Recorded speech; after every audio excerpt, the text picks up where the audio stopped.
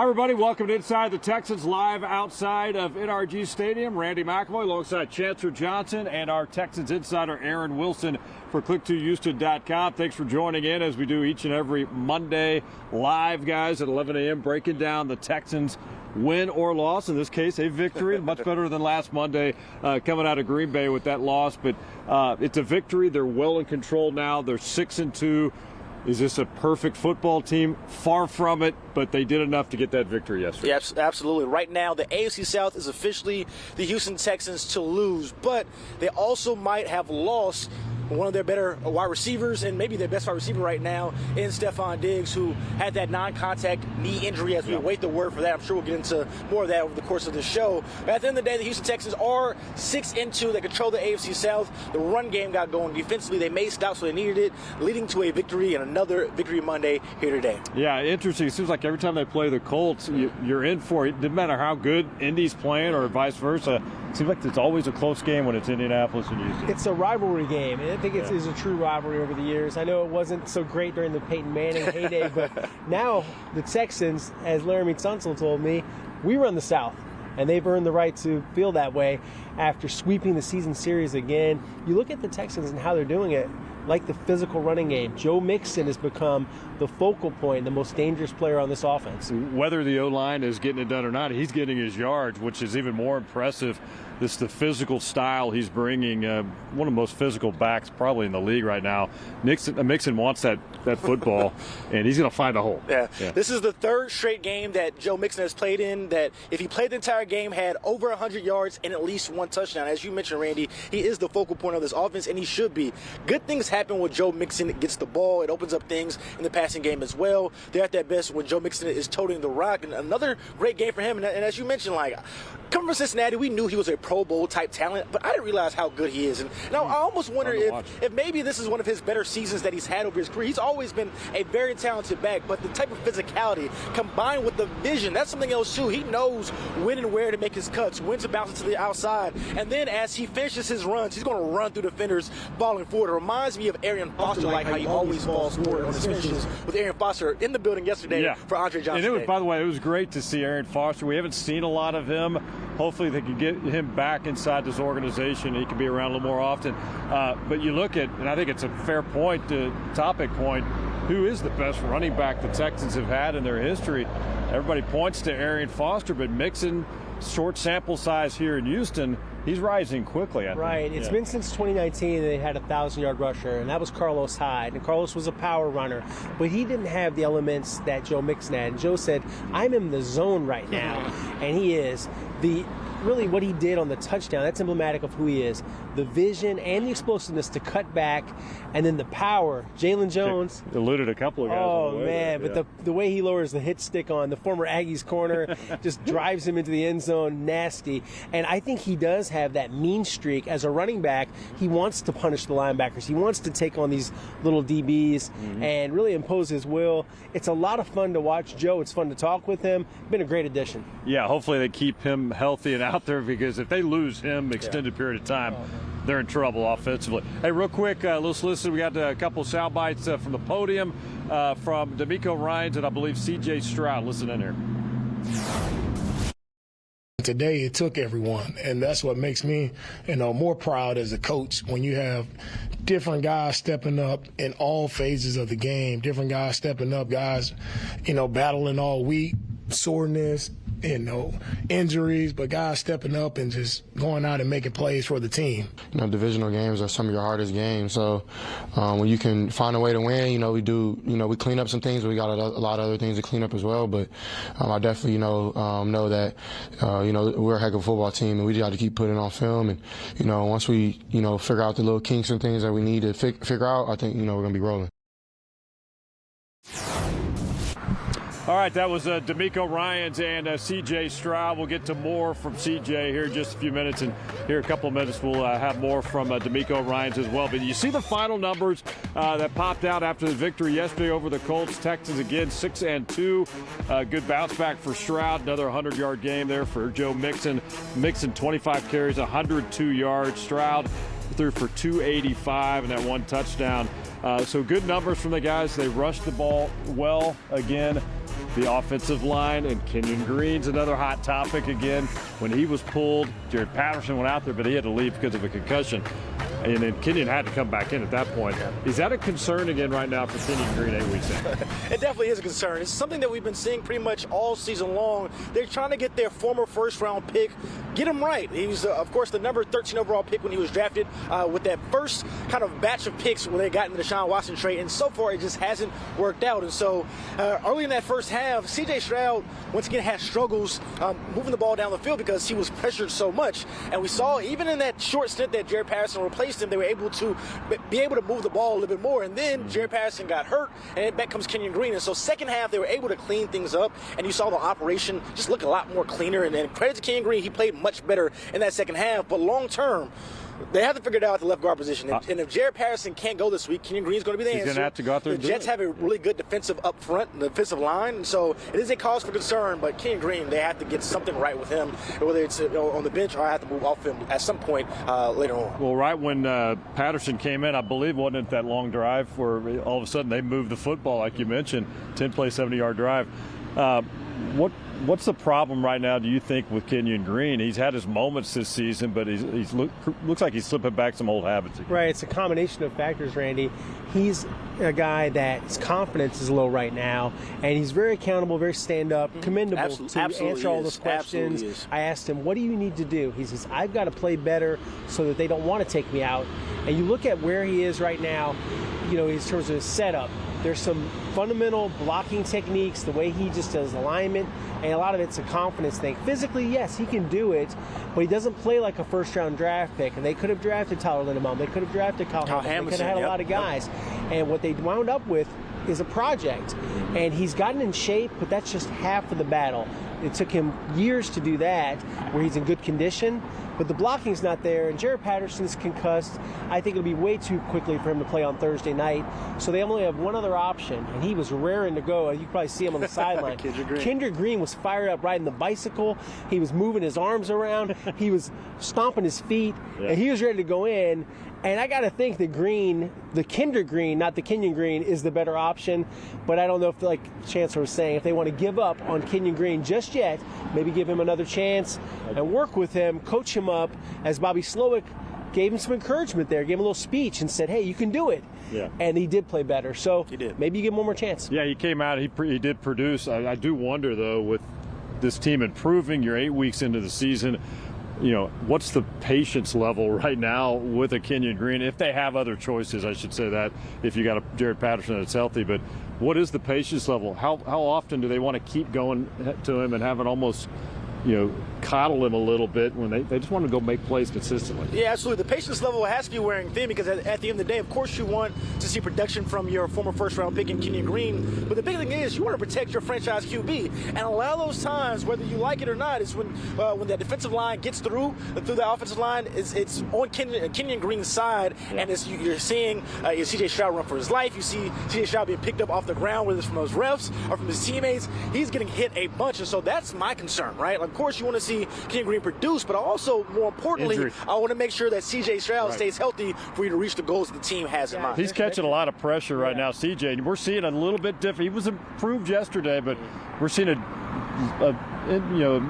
more mistakes, I should say, from C.J. Stroud because of all this pressure that's suddenly coming to him in the last 4 or 5 weeks. And according to the analytics, that's 7 pressures and a sack assessed just to Kenyon Green alone. Yep. So when you're talking about the 9 hits that C.J. Stroud's absorbing from a big Colts defensive front, you know, eventually, he's not indestructible. He can be hurt, just like he was last year in the Meadowlands on that bad turf, and he got the concussion when Quinn Williams hit him. So they've got to pass protect better, and it's not just him. It's Juice Scruggs, too, with the line calls. So they have a lot of problems. It's not just Kenyon Green, but it's the interior is the big place that the pressure comes from. All right, we've got some extended D'Amico Ryans, a little less than 2 minutes worth listening to what D'Amico had to say after the win yesterday. Man, we talked about how hard this was going to be. Like, tough opponent, like division opponent, know each other well. They battled, really good team. So I'm just proud of all of our guys for finding a way to get the win. That's the most important thing when it comes to, you know, the pressure, whatever happened there. I mean, I thought our guys did well. CJ finished with over 280 yards of passing. He made great decisions with the football all day, kept us out of some bad plays. Just can't say enough about what CJ is doing and how he's, just leading this offense. It's a team-first mentality. Like, I'll tell our guys, it doesn't matter who makes the play. It doesn't matter who gets the credit. It's not about credit. It's not about, one person. It's about the entire team. And today it took everyone. And that's what makes me, more proud as a coach when you have different guys stepping up in all phases of the game, different guys stepping up, guys, battling all week, soreness, injuries, but guys stepping up and just going out and making plays for the team. And nobody's looking for a pat on the back. That's just how we operate. That's how we do. And I love that about our team because that's our team culture. It's team first over everything. CJ as a young quarterback, I talk about his calmness. I talk about his confidence, but it truly goes back to what I said earlier about it's our entire team. It's just about executing, right, the plays that are called, being where we're supposed to be. And it doesn't matter who's the guy. He's not staring down one person. He's going through his progression. He's making the proper reads, and he's taking the guys that are open. It doesn't matter who it is, and it just goes to his vision, right? And when we have protection and him being able to make accurate throws all across the field. So, and I can't say enough great things about, CJ and how he's continuing to grow as a quarterback. All right, head coach D'Amico Ryans, that last part, guys, praising what C.J. Stroud continued to do, even with the pressure. Made a few more mistakes he has in recent weeks, but when you got that kind of pressure coming at you, you got to be able to react. You're going to make some of those. But we'll get back to C.J. in just a second. But let's segue real quick to Stefon Diggs, because that's the talker today out here at NRG. Hopefully we get some form of an update. If you missed it yesterday, here is the play late in the third quarter, non-contact injury. So how severe it is, we just don't know. Aaron, we'll start with you. What did you hear as of last night into today? What do you hear? Anything there? I've been working the phone. So one thing I heard was that he went to the hospital during the game to get the imaging. So they wanted to find out as fast as possible. And we're waiting for the results of the MRI. And they want to see what is the structural damage. And the expectation is that at the best case, that it's some sort of meniscus damage. The worst case, of course, is the ACL, which will be season-ending. Meniscus even can be season-ending depending on how severe it is. If Stefon Diggs' Chancellor misses significant time, they're already without Nico. Hopefully Nico is back as projected for that Detroit game here in a week and a half or so. But, man, you can't afford to lose this guy extended time. Absolutely, you cannot. Stefon Diggs has been such a complimentary piece to this wide receiver room, but more importantly, he's been one of the real leaders on this team, even on his first year on this ball club. And so he's really been able to rally the guys all together. The production has been able to match on the field as well. So you lose both of that if Stefon Diggs can't go, whether it's short-term or long-term. But if that is the case long-term, you might have to look and see what's available on the wide receiver market, because right now, of course, you expect Neil Collins to come back. Aaron, you reported earlier that he can come back as early as that Sunday Night Football game right here on KPRC2, taking on the Detroit Lions. But Tank Dell, who's had some injury issues in the past, you want to make sure that he can stay healthy as well. But that's something that you have to think about too. So they might have to add some wide receiver help. But at the end of the day, Stefon Diggs said it himself, we have enough horses in the stable. Xavier Hutchinson, who's come up and made some plays when needed. John Mechie came through on a big 2nd and 19 fourth quarter. C.J. Stroud threw a ball on the run, on the rope. He stepped up on that as well. But long term, will that be enough? Because once again, we know this Texas team has Super Bowl aspirations. Is a trio of Nico Collins, Tank Dell, Xavier Hutchinson, Xavier Hutchinson, and Mechie. Is that enough? That's the question. That's right. My point to that too is I agree they've got depth. It's just I think it's a major drop off when you lose to something like that, because they just haven't proven it. Not that they can't do it, but guys like Hutchinson just haven't done it enough at this point. Mechie's still the same situation. Right. So what it means is that Tank Dell against the New York Jets, at least, is going to be your number one. We know that Stefon Diggs is missing some time. So you don't have Nico until next week. I'm reporting, and he's already running over 20 miles per hour. The good news is Nico will be back against the Lions. He is on track. But without Diggs, it's like last year. It's Nico, it's Tank, and Tank's got to play like rookie Tank for this to work. Step in the right direction. He caught a touchdown, celebrated in the stands, jumped up there. A little bit of an NRG leap. I don't know if that. Yeah, it was actually pretty cool. Yeah, I like that. Just don't want him to get hurt when he's doing it. And I like that they threw it to Dalton Schultz, 4 catches, 52 yards. We need more of that. Involve these tight ends and make it the Joe Mixon show primarily. I think they can be a run-first offense. All right, let's segue now back to C.J. Stroud. We got some videos, C.J. And let's begin with just kind of the general video we got from that game yesterday against the Colts, and we'll show you that touchdown as well. He's out there. He's feeling the heat, feeling the pressure again. This is a different situation that C.J. Stroud's having to adapt to because up until the last several weeks and much of this season, he didn't have to deal with that. Yeah. He continues to still make plays even when he's facing the pressure, but that is something I want to talk about. We talk about, like, hey, make sure that he doesn't get hurt, but you do start to see some of the effects when C.J. Stroud is pressured. His feet aren't able to set and be as accurate as we usually see and know C.J. Stroud to be. It definitely affects, mentally knowing that clock is a little bit sped up. We have guys who are 300-plus pounds barreling down at you. And C.J. Stroud, he continues to stand tall in the pocket and make plays, but that's not something that is sustainable for, once again, at the end of the day, we want the Houston Texans, for the most part, to have an opportunity to go to the Super Bowl, and they need to be able to protect him in order to do something like that. See, C.J., let's roll the video of that touchdown pass as well. Beautifully thrown football from C.J., dealing with a little pressure. In fact, he still got the throw off, and an amazing catch by Tank to keep his feet in bounds. Yeah, Tank has got great toe tap ability and precision and body control. And he's a smaller target, so to think what he does at that size, it's incredible. And I think the connection, the friendship with CJ and Tank, you kind of see that play out sometimes on the field. They want each other to both do so well. They root for each other, and I see these guys having more production in their future. All right, let's listen in a little bit of C.J. Stroud at the podium on Sunday. Divisional games are some of your hardest games. So when you can find a way to win, we clean up some things. We got a lot of other things to clean up as well. But I definitely, know that, we're a heck of a football team, and we got to keep putting on film. And, once we, figure out the little kinks and things that we need to figure out, I think, we're going to be rolling. Just trust ourselves, stay aggressive, and, I think we can do a better job of getting 7 and not 3, and scoring touchdowns in the red zone. I think that's a big thing. I think, I thought our defense played really well, and, I'm not the coach, so I'm not going to sit here and I don't know everything. I haven't watched the film yet, but positive things, I feel like we can, keep running the ball really well. I think that's huge for us, and our play action pass is going really well. We can work on our drop back pass and things like that. But yeah, there's a lot of things to learn from and, to get better at. So yeah, we got to just get ready because, we're playing a really tough New York Jets team on Thursday. Hey, this is my first time playing on Thursday, so, I'm leaning on, leadership from older guys, and their biggest thing is recovery and, mentally straining on the game plan.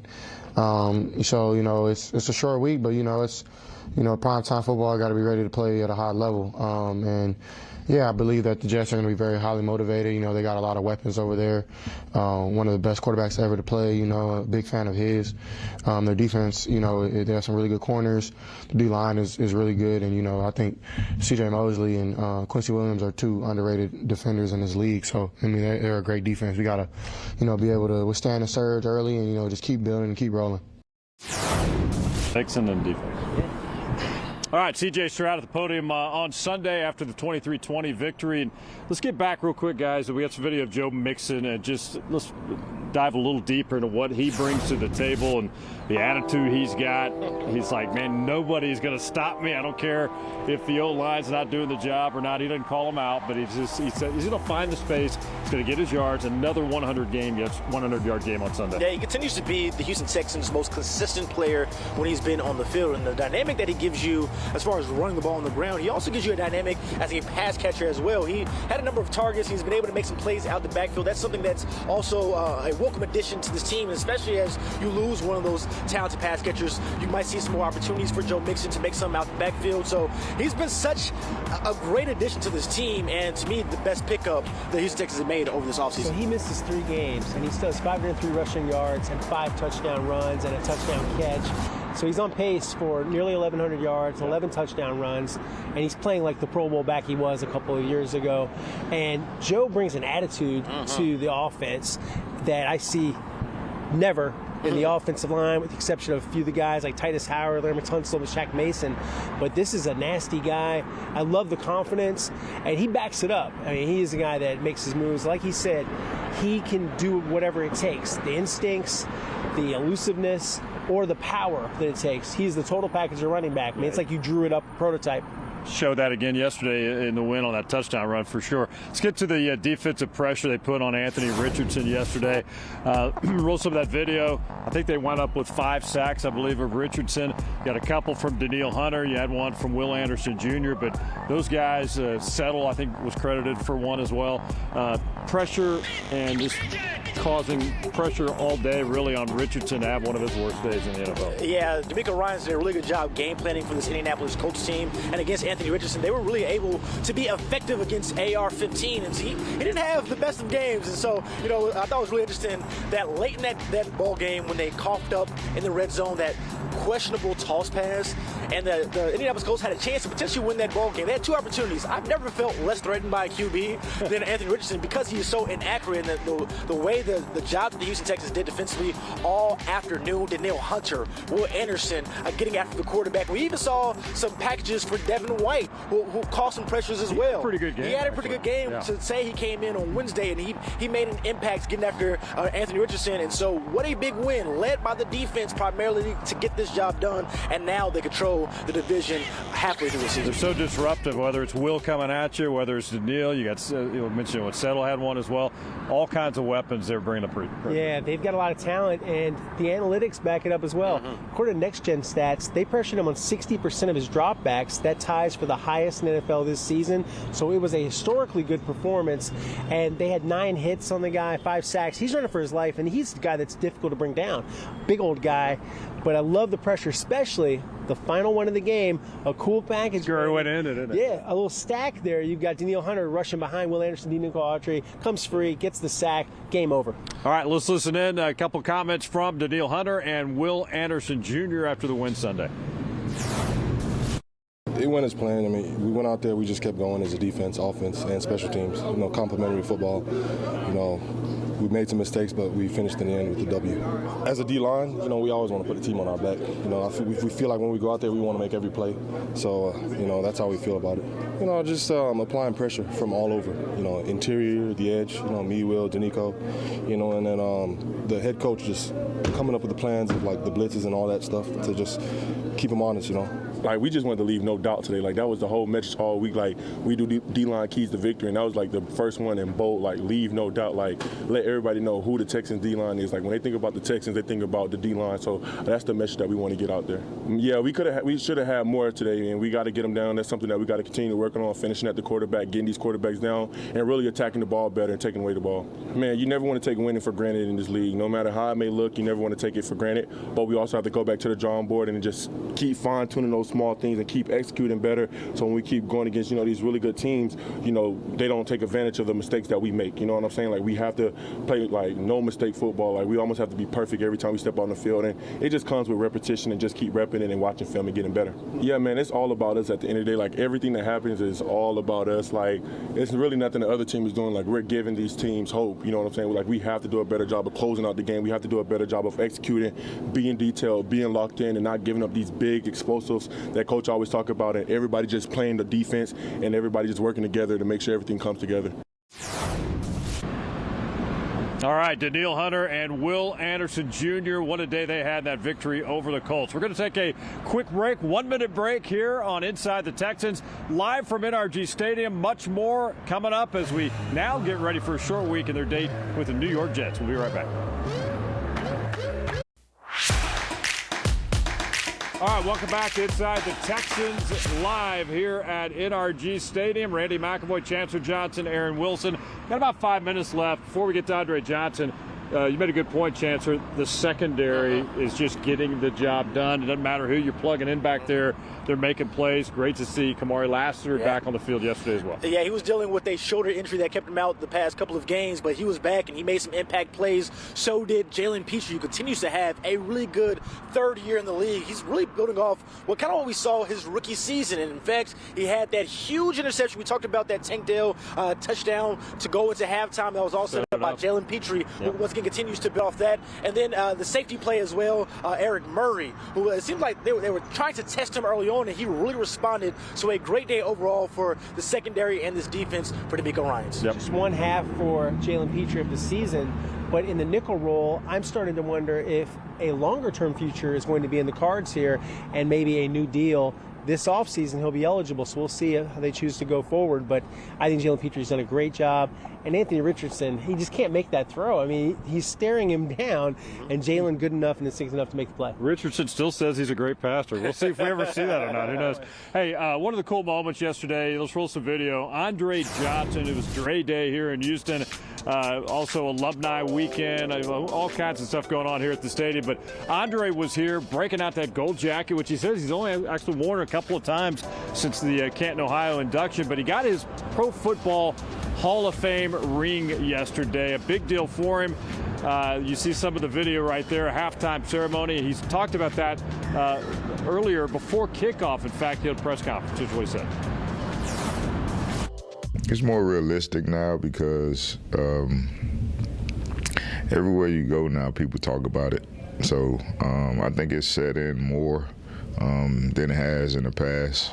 As soon as I walked in the room, like, everybody just started cheering. You know, you get that from time to time depending on the situation or places you're at. So, you know, it's set in more now than it was in the past.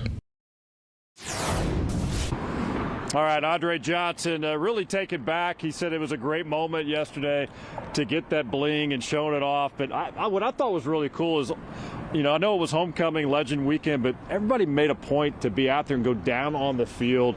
You saw everybody lined up. That was a cool moment. And we mentioned earlier, Arian Foster, one of those guys that was back at the stadium. Yeah, Arian's someone that when he left the organization, you know, didn't have the kindest things to say, but I think he warmed up a little bit, and whatever his feelings were at the end, to be around for Andre, that meant a lot to him.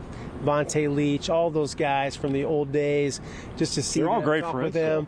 Yeah, I mean, I was on the field, we were doing our television spot, and to get a chance to visit with a lot of those guys you haven't seen in a long time, like Antonio Smith, the Ninja. Yeah, it was cool.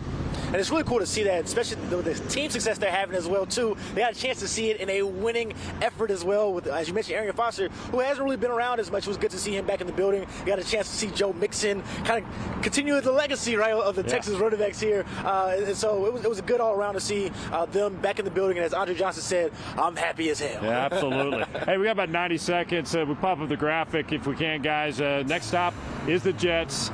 It's Thursday night football. It's Halloween night in New York, New Jersey, technically. This is a game they should get. We're still waiting to see if the Jets will have a wake-up call. They're winless since they fired their coach. You know, Aaron Rodgers isn't playing great. I mean, this should be a game they can go out there and take care of it. Yes, absolutely. The biggest concern is their defense, but Aaron Rodgers not putting fear into anybody's hearts. You look at Aaron, and it's been ineffective, and really, this hasn't been a great move. It's backfired for the Jets and Aaron Rodgers, and I just think, you know, is the end near for this guy? Because he does not look like he can move anymore.